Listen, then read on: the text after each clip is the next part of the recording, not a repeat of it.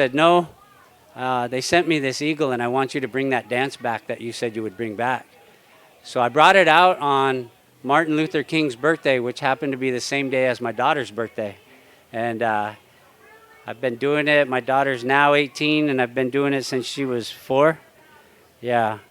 And so I've traveled around the world, and my wings are tired. No, I've traveled around many places and brought this dance to the people. And it doesn't belong to me. It belongs to the next generation. It belongs to the elders that have passed and us that are in between. So this is knowledge. I always say knowledge you don't get in college, but this is knowledge that is to be shared. And when I do this dance, each feather represents the people that are around to see it.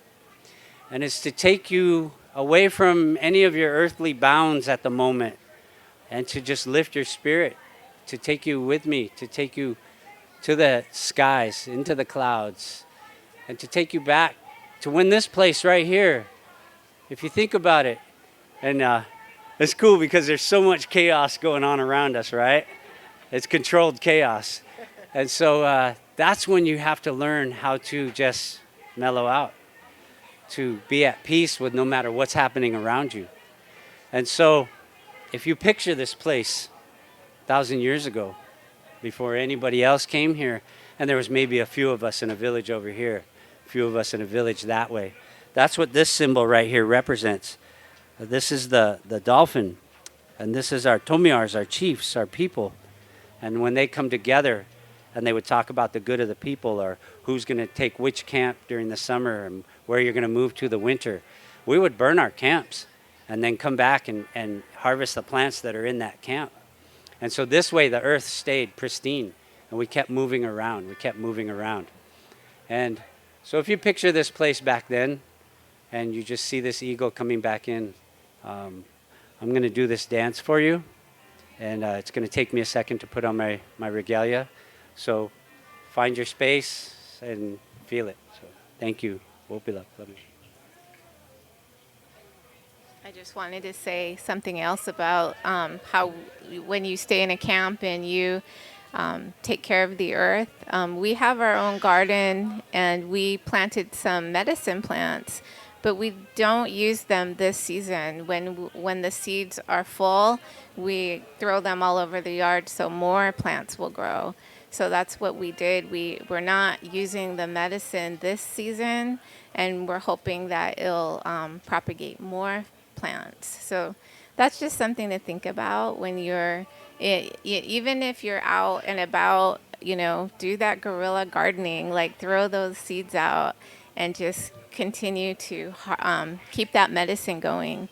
Because, the flowers, the plants, the trees, that's our true medicine.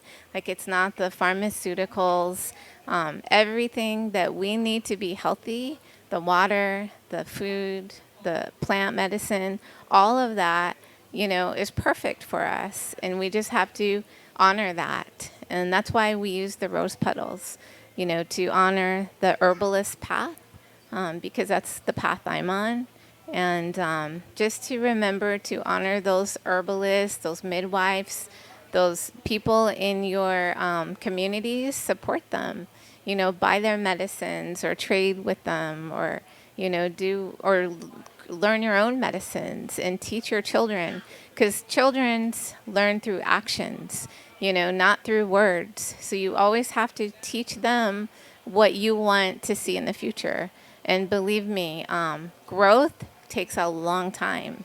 It could take 1 generation, it could take 2 generations. So you can have an idea, but you might not see that manifest in your lifetime. It might be in a grandchild's lifetime. So what you want to see today, you have to teach today, and continue. For ourselves too, being Lakota and having these pipelines being built on our reservations in South Dakota, I don't like to drive a car, and I have a car, but I have to use it. So my alternative is to not drive it as much as possible. So some days I'll go shopping. I try to go once a month and not use my car that often. We travel to do things like this, but for the most part, I like to try to keep my car parked for 1 or 2 days out of the week. So if you could do that, or if you're already doing that, that helps change, the consciousness. So think about that too, and share that knowledge as well. These two feathers that I put down here, they represent the condor. When I was younger, I kept talking about the elders, kept talking about the eagle and the condor. And it was an old prophecy, but I never thought I'd be a part of that prophecy.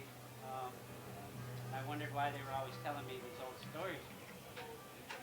These two feathers right here are actually that littlest feather on the eagle's tip wing. They're the pointer feather. And so I tell people there's no way I could do the condor dance in here. I'd be banging into the poles and you guys.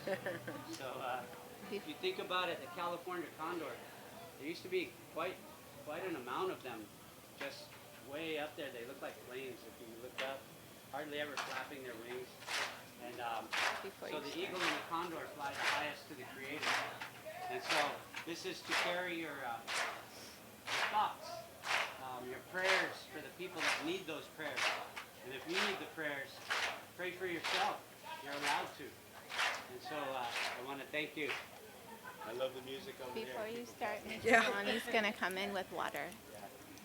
Do you want to say a little bit about it? Okay. Sorry, I'm short. Aloha. Anyways, I'm so honored to be standing with my sisters and brothers here, here on this land, on Tongva lands, and I just want to pay honor because traditionally I was raised in Hawaii with following protocols. So mahalo, Tongva Nation, Hashiman Nation, the adjoining nations, Dene, Lakota. Mahalo. Mahalo for allowing me, this Hawaiian, Nauiwi, to be here. And mahalo to Michelle. Mahalo for bringing us together. Thank you for letting me share space with you folks. I know I came when I came, and ancestors had me come when I come. And I just come to bring our sacred waters. And I wanted to share a little bit about it before I just... is it okay if I chant a little bit before he... Okay. In Hawaii, I stand for Mauna Awakea, our sacred mountain. Of course, mountains carry our waters, Mother Earth.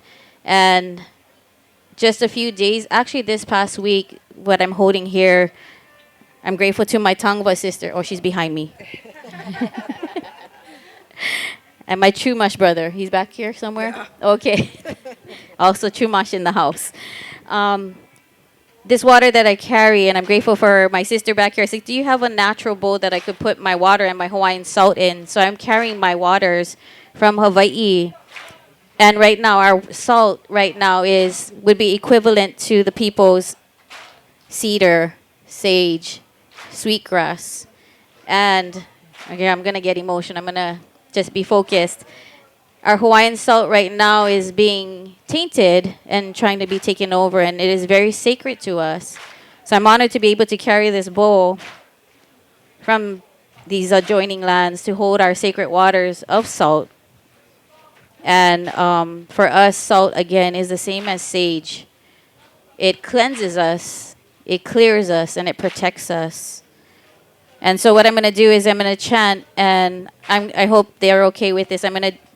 We don't usually do like 4 directions, but I've been living here for 20 years, and I've been honored to stand with the First Nations people of these lands on Mokuhonu, Turtle Island, and pray with them, and they've honored me to allow me, this Hawaiian, to pray on their land. So with their blessings, Kathy here from the Lakota, and are you from another nation? I'm Lakota Irish. It's okay, we all mix up. We call it chop suey. But I'm honored to stand here with them and be able to do this water blessing. We call it like a hiuvai. There's different forms of hiuvai. But when we do a blessing, this can clear us. This can protect us. And so that we can move on just the same way as my brother here has burnt sage. So I will just chant a chant. I will just use, this is a sacred plant to us too. Thank goodness I could get it here in California. So I'm going to use it, and I'm just going to pray and face the 4 directions and just be ready to be whatever you want to call it. Blessed.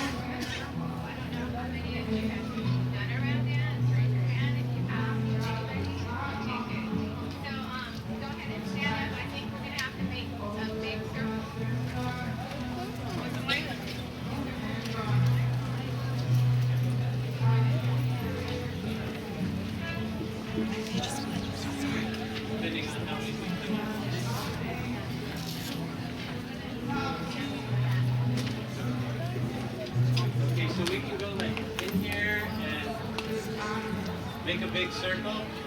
If it gets too big, we'll make it even wider. But So outside. you're gonna have to join hands to make this circle, to make it kind of like that symbol right there.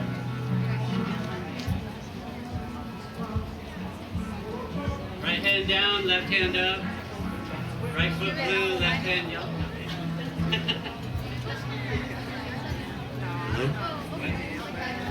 Yeah, go outside of the pole. We'll come through right here, but go outside of the pole. So that way.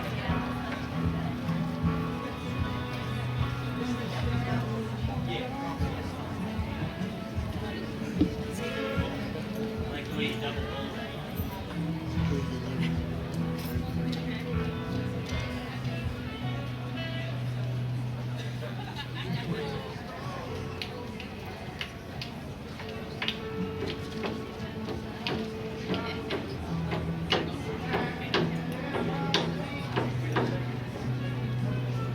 gonna go left to right, and it's a basic step, like 1, 2, like this.